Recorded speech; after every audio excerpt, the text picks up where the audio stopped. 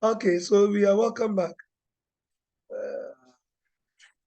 We'll continue from there. Thank you, Baba. Mm.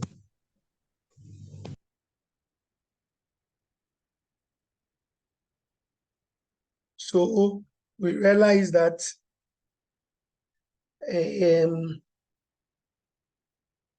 where was I? Yes. So we see that when Absalom rebelled against his father to overthrow him, the father had to run away with the army.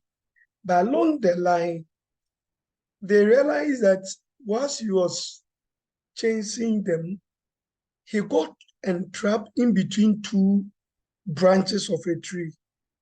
So Joab, who is the army commander of David, now this Joab is also an uncle to this to Absalom because he was David's brother, like cousin. This is Joab. When you look at it, Joab came from Jesse's other wife. Do you get it? And that's a descendant down, down, down. So he is a cousin to David. David picked his own cousin. So I tell people that when Akufo-Addo pick his own people to become ministers, we should allow. Is there? Akufo-Addo pick his brother to be a minister. So those things are also part. Anyway, just that the ministers, the size of the government is too much. Let's continue. I didn't say anything. So he got trapped there. Then Joab went with a sword and then to kill him there, straightforward, because he had been trapped in there. Now, do you know one other thing that also happened? Instead of David thanking his commander and being happy for the defeat or by the defeat of his son who had died, David rather got so sad, cried over the death of Absalom day and night. So Joab came to him and told him, Master, the other army officers are getting annoyed with you because they are risking their life to follow you. And instead of you being happy that the one who is pursuing us is dead, you are there crying over him because it's your son. So David have to put up a good face and to be with his army. Later on, because when we're dealing with the Saul, we realized that Jonathan had a covenant with David. So in that covenant, later, when David came back, he started looking for any descendant of Saul or a son of Jonathan who was still alive and met Mephibosheth. So Mephibosheth was then brought back to him, stayed with him, ate from the king's table, and was taken proper good care by David. So let's look at David as a king. What happened? He was anointed to kingship by Samuel during the reign of Saul, therefore had to rise to the throne amid difficult times. He therefore lived as a refugee in the land of the Philistines. The house of Judah anointed him as king. The house of Judah anointed him king at Hebron, as I mentioned earlier. And then he ruled there for 7.5 years. That was after the death of Saul. He ruled there for 7.5 years. However, the other tribe of Israel made Saul's son, Ishbosheth, their king for 2 years. So if you do remember, yesterday when we're dealing with Saul's children, I did mention that I'll come back to one of them called Ishbosheth, and I'll tell you something about him. So Ishbosheth is here. So he was the only one who survived, meaning that not all sons, not all the children of Saul died in the battle. One of them escaped, one of them survived. And that was the last one because he was not in the battle at the time. So they made him king over Israel And then the tribe of Judah didn't accept him as a king. So at that point in time, we had two kings ruling the United Kingdom of Israel. We don't say the kingdom are divided at that time because at that time, this one was being king over part of the tribe. The other one was also being king over part of the tribe. But the reason why we are not saying that it is divided at the time because the kings were supposed to be anointed by God.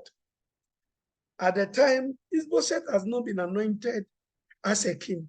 I don't know whether you get the argument. He has not been anointed as a king. So far, we realize that Saul was anointed, David was anointed, but Ishbosheth wasn't. So then we still take it that the only person who had been anointed at the time, I also Ohima in our system, where the queen mother is supposed to pronounce the one to be a king. And then the queen mother has not pronounced anyone, and then that person go and claim the kingship. Still, the person may call himself a king, but he's not a king because he has not been pronounced king by the queen mother. So at the point we had them having the two serving at the same time. So for 2 years, Ishbosheth was made king over the other tribes of Israel. That is why we mentioned that there was constant fight between the house of Saul and that of David. So nowadays, when we are fighting over kingship, people are fighting over kingship in the same family, clan, and other things, royals. I tell you, it has been time of the old. This thing has been there. So the house of Judah made him king for 7.5 years. Later, all Israel recognized David as their king after Ishbosheth had been killed. So he was also killed, and he was killed by his own commander, the commander of Saul killed him. So he made Jerusalem, which he took through the war from the Joabite as his capital. So at that time, the Joabites were also ruling, or we say were settling in Jerusalem. So David will have to now drive them out, win the battle, and take over the land, according to 2 Samuel chapter 5, verse 1 to 16. And that is the land of Jerusalem, where he made it his capital. David ruled a total of 40 years, 7.5 years at Hebron and 33 years over all of Israel. So in his own ruling as a king, 40 years as a king. So let's look at some of the achievements of David. Political, number one. So political, we look at the political achievement. Under David's rule, and this one, we have to note it, because this is the same as the achievements of David when we are writing the essays, especially the TTS questions. Under David's rule, the Lord prospered the nation by defeating their enemies. His period as a king was the period where we saw the military leadership of Israel being so strong. And then he was able to conquer a whole vast land with a lot of ammunition that they also were able to put with troops. He defeated their arch enemy, which was the Philistines. These Philistines were the same people who gave him a place to stay. When he became a refugee, but he has to defeat them because they were a thorn in the flesh of the Israelites, according to 2 Samuel chapter 5, verse 17 to 25. He also defeated the Moabites and Amorites. He conquered and occupied Edom, which was a valuable source of natural resources such as iron, gold, and copper. He took over. He expanded the territory. He also defeated the Amorites. In fact, David was able to extend the boundaries of his rule to cover the area between the Nile River in Egypt and the River Euphrates in Mesopotamia, which marked the boundaries of the land given to Abraham and his descendants. David was a man of war and shed much blood. So it was David's reign that they were able to conquer the whole land that God had told Abraham that the descendants were to cover. Before David came, they were just living on part of it. But during David's reign, they took over the whole land of Canaan. They covered every part of it politically. So he expanded the kingdom so wide. And then they got natural resources, iron, gold, and copper. Now they were able to make ammunition and then started having a military power. And that is David for you. Spiritually, David returned the Ark of the Covenant to Jerusalem from the house of Obed-Edom. So he went for it according to 1 Chronicles chapter 50. He made sure that the Ark was returned. And do you remember what happened when the Ark was returned? Who can tell us? David did something. It is something that has been going. There's a new song even with it. A song that they have been singing. I think it's a Krobo song or either Adam or Krobo song. Yes. What happened when the Ark was returned to Jerusalem?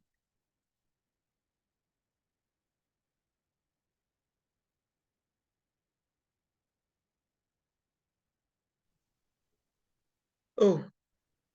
He sang and danced. He did what? He sang songs and danced.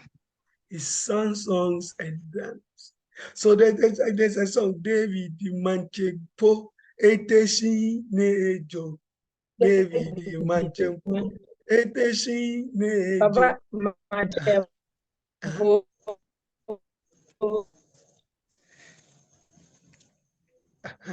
So that was David for you.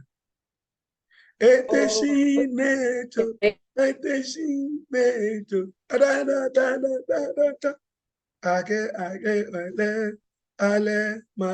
So we have been singing the song. And David danced and even his cloth just fell off. And he couldn't just stop because he was happy. The ark has been returned. So spiritually, he started instituting what the Israelites are supposed to do, being with the Ark of the Covenant, bringing God back at the center of the Israelites. And mind you, this ark has been seized during the time of Eli, when the children took it into battle. So now David had returned it. He did not fail to acknowledge God as the one who guaranteed Israel military victory and material prosperity. So 2 Samuel chapter 22, when you read it, David acknowledged that everything that he had is from God. Therefore, the people shouldn't trust in him. They shouldn't be looking up to him so much.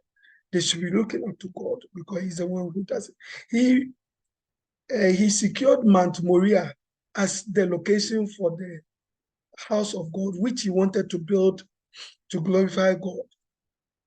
But he was not allowed because his hands were stained with blood. So 1 Chronicles chapter 22, verse 1, we get to know that even where the Mount Moriah, where they built the temple, Solomon came to build the temple. That was a place that David went to, set it up, located the place, got the land, everything ready.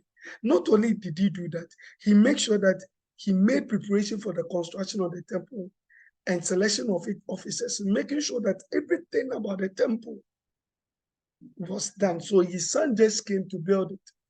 Everything was laid out. He was promised an eternal kingdom. That is a messianic promise.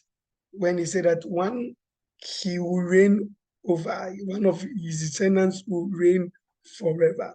At every time, one of his descendants will reign.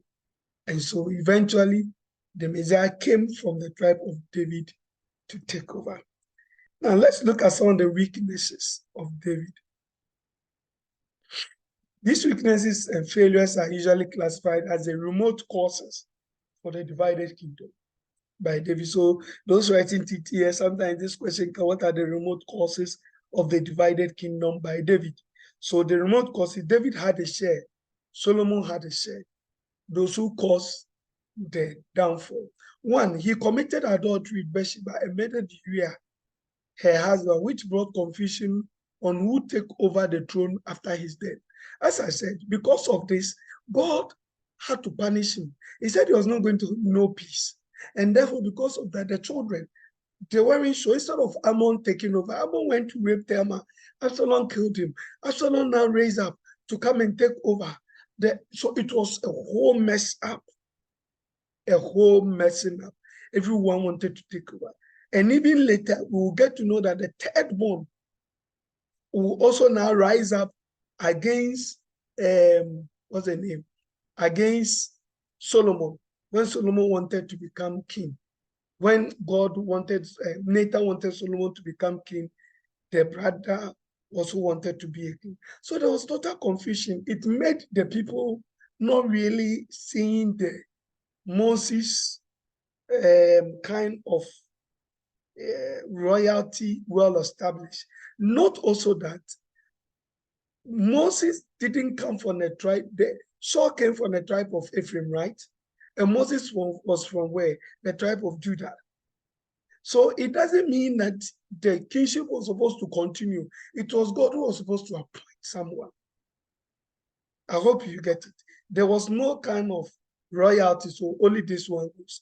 But in David's case, God had promised him that his kingdom will last forever. So then that means that the children will take over.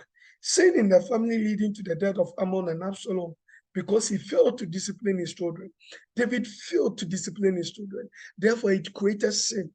As I said, Ammon raped, Absalom killed.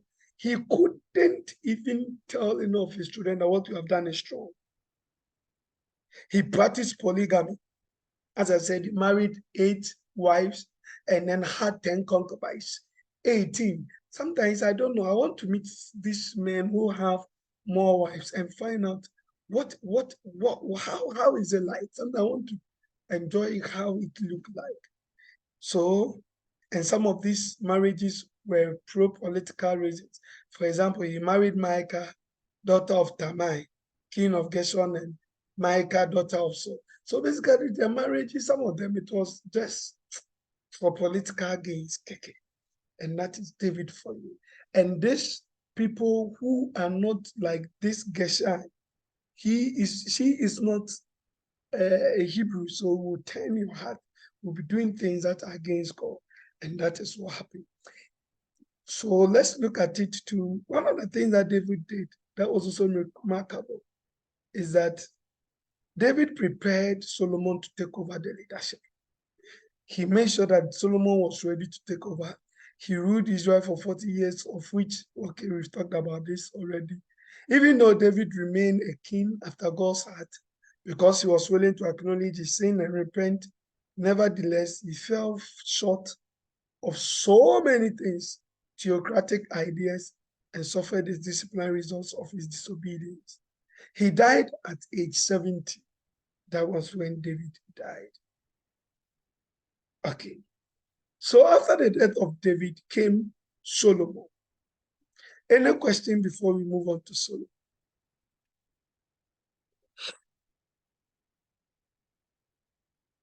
Okay. So Solomon, 1 Kings chapter 11, chapter 1 to chapter 11, and 2 Chronicles chapter 1 to chapter 9 is our focus.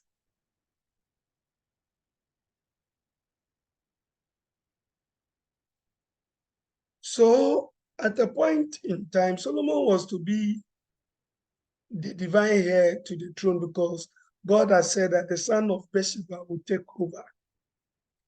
Although Adonijah, who was also David's son, the third born, because the fourth son had died, the first son had died, the second child, I said, we didn't know much about him. So he was now intended to take over. This child, Adonijah, decided to enlist the support of Joab, the commander, and Abishai, the priest of Jerusalem, to have himself anointed as king, because at the time, David was very old. He had grown old. The appeal of Nathan and Solomon's mother resulted in Solomon becoming the king. What happened? Just as Adonijah was meeting with his people, feasting and having fun to be crowned king because the father was very old, Nathan the prophet went to Bathsheba and told Bathsheba that, hey, someone is going to make himself king, but your son Solomon is supposed to be the next king. Therefore, go to the king and tell the king David that he promised you that Solomon will be king. Either than that, you'll be in trouble because Adonijah is going to be crowned king. So Bathsheba went, and then the assurance of Nathan is that as soon as you are talking to him, I'll come there and come and confirm the prophecy. So David was there when Bathsheba came, and then Bathsheba made a complaint. Just as Bathsheba was talking to David that instead of making Solomon king, Adonijah had gone to make himself king. Then Nathan came in. And then when Nathan confirmed it. And so just then Nathan was asked together with the other officials to crown Solomon as king and put him on the donkey and send him around. So he was put on the best clothes of the king, sent around, and then the announcer was in front of him, announcing to everyone that Solomon is being made king of Israel, taking over from his father. So Adonijah was there when he heard the news. And then when he saw that this one is a serious matter, instead of coming back, he decided to run into the temple and to go and hide, seeking for refuge before he would come out. So Solomon was officially crowned king and recognized by the nation in 1 Chronicles chapter 28, verse 1 to 5. Now, David delivered a charge to the people outlining their responsibility to Solomon. Privately, David reminded his son that he was responsible to obey the law of Moses. And that's 1 Kings chapter 2, verse 1 to 12. When you have time, read that particular story. It's very nice, the advice of David to Solomon. So David's final instructions: act therefore according to your wisdom. You are a wise man. You know what you ought to do. That was the final words of David to his son Solomon. So Solomon, when he assumed power, decided to kill his brother Adonijah. In fact, earlier he didn't want to kill him. Adonijah stayed in the temple and said that he will only come out of the temple. The tabernacle? You only come out of the tabernacle if Solomon will promise not to kill him. Solomon agreed, and then he came out. When he came out, later he wanted to go and take Abijah. Oh, we didn't talk about this lady. Oh, surprisingly, Abijah didn't come in. The lady who was given to David at his old age to warm David's bed. And then the name didn't come here. Oh, sorry. Okay, she belongs to the concubine. So, okay, so Abijah was given to David when he was very old to warm his bed. In fact, David didn't have any sexual intercourse with her. Some people, I remember I met an Aringa, a man who is chasing young girls. And when I was telling you, oh, Papa, David Krano, and the lady was a virgin. A virgin. Yes, Abijah was a virgin. Yeah, the neighbor I saw from Befrani Mojum. Misumi Frami Mojum Kakra. So sometimes people use the same story in the Bible and then use it for fun. Anyway, it's up to them.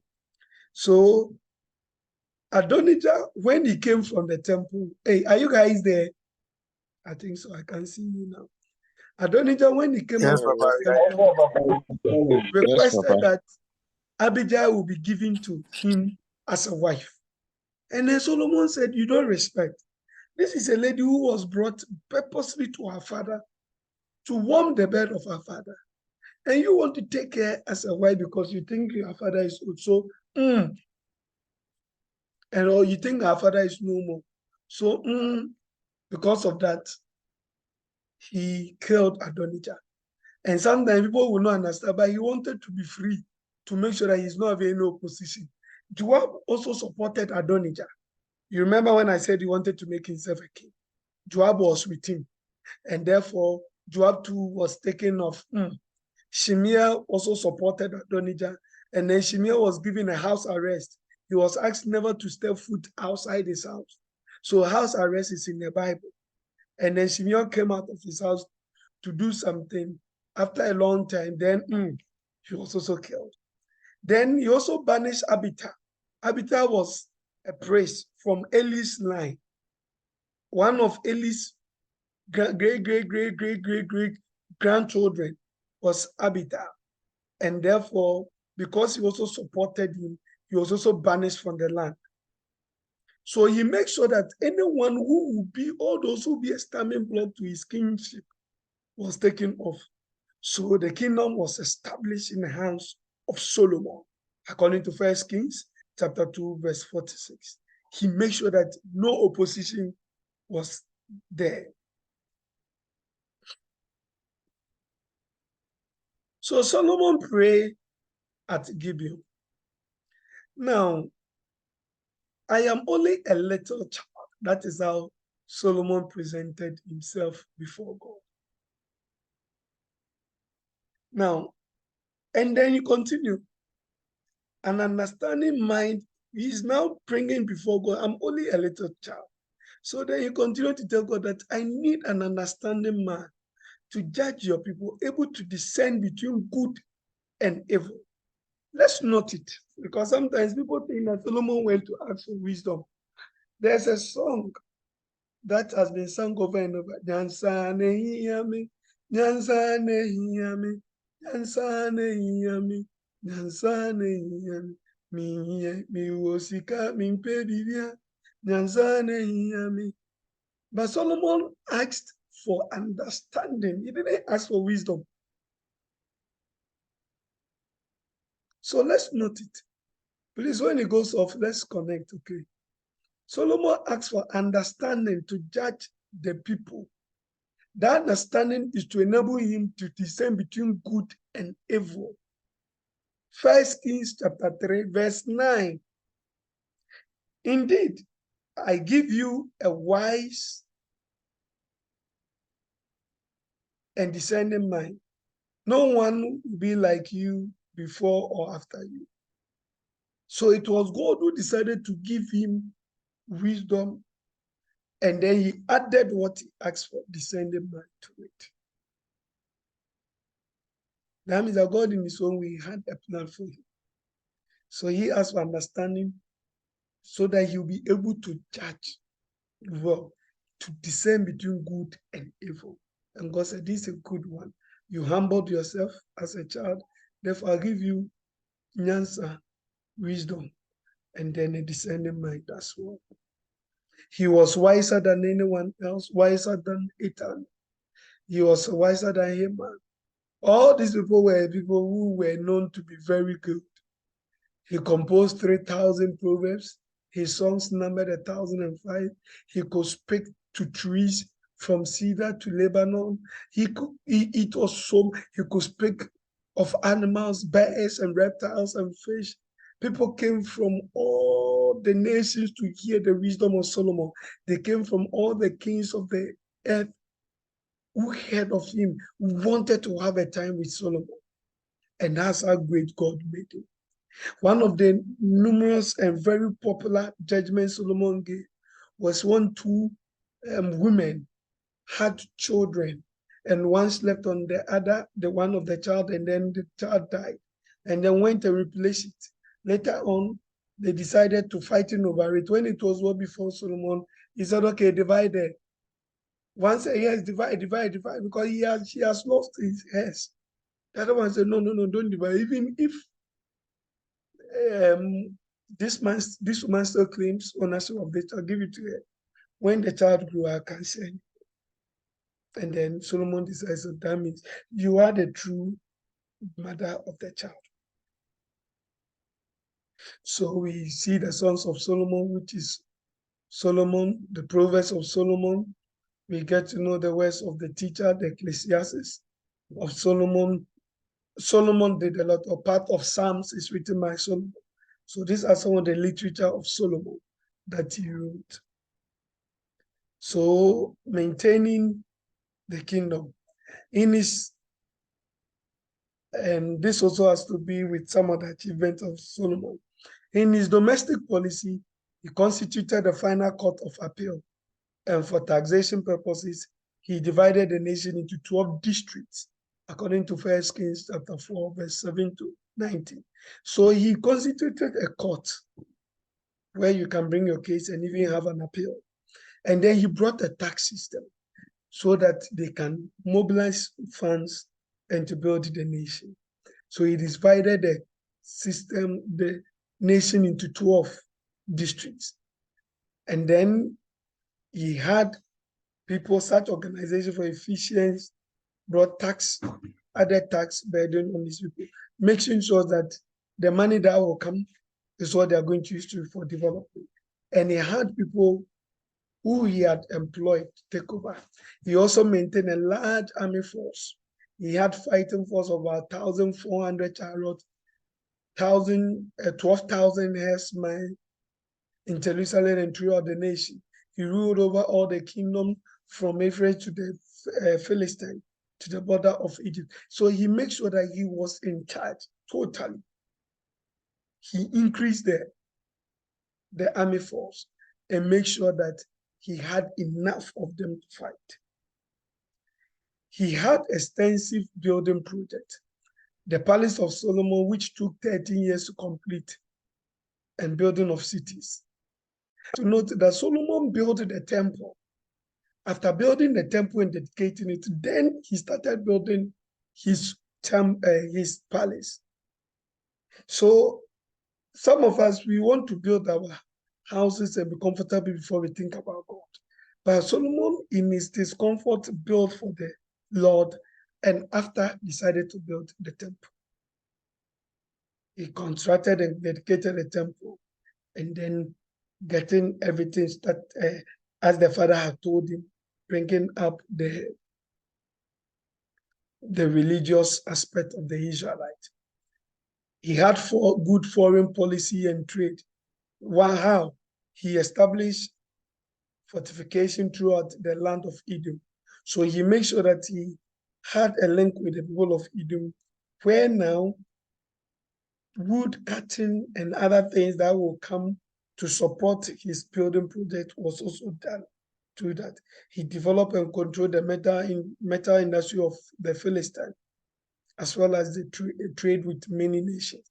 So as he conquered the Philistines, he made sure that the metal area was in charge. He was in charge. You remember that we mentioned that the father at that time had discovered gold, copper, and iron. So he made sure that he took charge of all those things.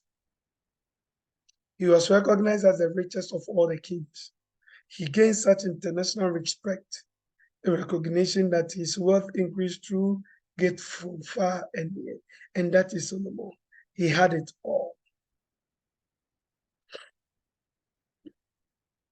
So, concerning the building of lands, he said that if you walk in my statutes, obey my ordinance, and keep all my commandments and walking in them, then I will establish my promise with you, which I made to your father David. I will dwell among the children of Israel and will not forsake my people. So Solomon built the house and finished it. And that was when he had constructed the temple for the Lord, doing the dedication. And this is the temple.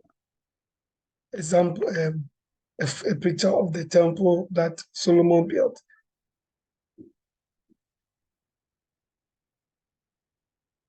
So let's look at the interior decoration of the temple. And then we look at, so he graved the walls of the house all around with the picture of the cherubim. So let's look at it. So you can see the cherubim pictures here. And then not only that, he also had palm trees and open flowers in the inner and outer rooms, according to 1 Kings chapter 6, verse 29. So we see the palm trees, the flowers at the top. So a form of decor, a wonderful decoration out here. It was formed of as I said, the cherubim and the palm tree. Now each cherubim had two faces, human face turned towards the palm tree. So if we look at it, you see one here, and then the palm tree is at the top. And sometimes there was a day someone asked me, is it the reason why the Presby have a palm tree? But I said, no, our palm tree, the reason was to symbolize the Africans. So it's a different thing altogether. So that is how he did it. They carved it all around up to the wall. So at the top here, the design was done. Okay. So let's look at the, okay.